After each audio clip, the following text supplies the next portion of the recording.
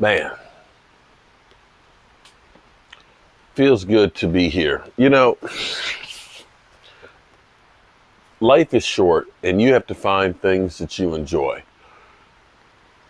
Before you know it, your time's going to be up. So you got to find things that make you happy. Working on that red brick house makes me happy. Got up early this morning, drove back home, got here, took a long nap, but I got up, took care of getting the fish pond. One of the drains was kind of clogged up from the leaves and debris. Got that fixed and things, and then went out in the workshop because I've got the railings in the front have turned spindles on them, and the spindles, some of them are broken, and I think some are missing because the railings were falling apart when we first got the house. So I've been in the workshop trying to make some replicas for it. So, and then that's been very, very enjoyable.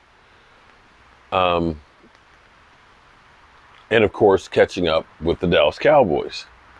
It's funny because the NFLPA, they have a symposium for rookies and things. And you'll see a picture where Schoonmaker and Deuce Vaughn are there, and the pictures and things. And, you look at that and say, these guys hopefully will be future stars in the NFL. And it was funny because I saw a comment that somebody made about sixth round draft picks. That, usually they're just practice squad guys that don't make a difference and yada, yada, yada, and bums. The thing that's funny about the NFL, it doesn't matter necessarily where you get drafted. It really just matters that you've got an opportunity and that you're out there to prove that you belong. It's kind of amazing because when you think about this, the greatest quarterbacks in the Dallas Cowboys history. Troy Aikman, of course, was the number one pick. Roger Staubach, picked in the 10th round. Dak Prescott, 4th round draft pick. Tony Romo, undrafted. And the greatest quarterback in the history of the NFL, 6th rounder in Tom Brady. So, a 6th round drafted running back, Deuce Vaughn. He's got his opportunity to make some noise. Interesting thing when somebody says that, they're just practice squad guys, they won't even make the roster. And that's true with some of them. But you can't look at somebody like, say, Alfred Morris, who was a 6th round drafted running back who had over 6,100 yards in his career, 35 TDs, and averaged 4.3 yards a carry. Latavius Murray, former Raider, who's got about 5,000 yards and averages about 4.3 yards a carry. It doesn't matter where you're drafted, position-wise. What matters really more than anything else is the situation that you go to. You wonder, some players who have failed, would they have failed if they'd went to the right situation?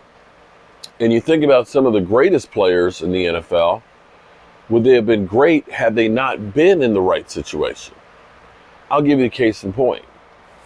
Steve Young going to Tampa Bay being the worst franchise in football. The no hope in hell franchise.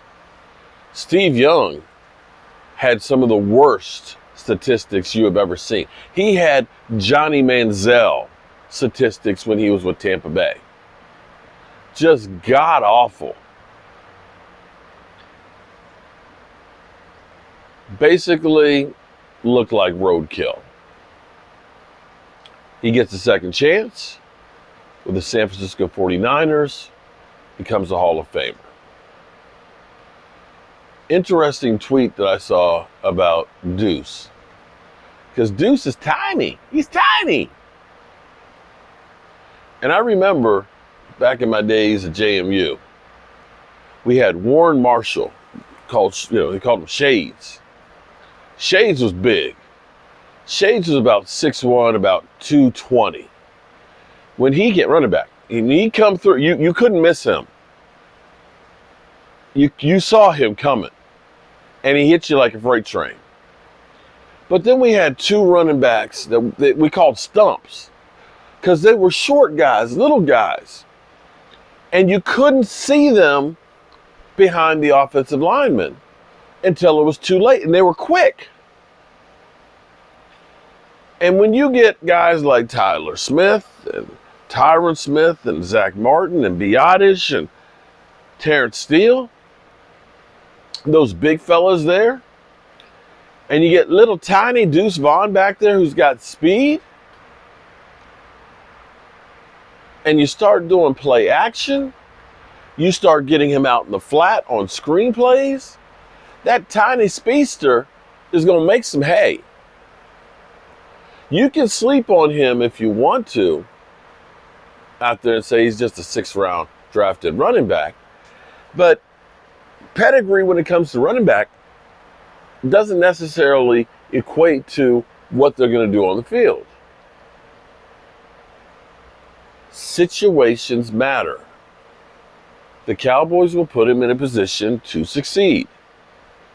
He'll have ample opportunity in this offense, which will be quick hitting. Especially now that Zeke Elliott's not there, and knowing that Tony Pollard is not that more than 20 touches a game guy. It will wear him down.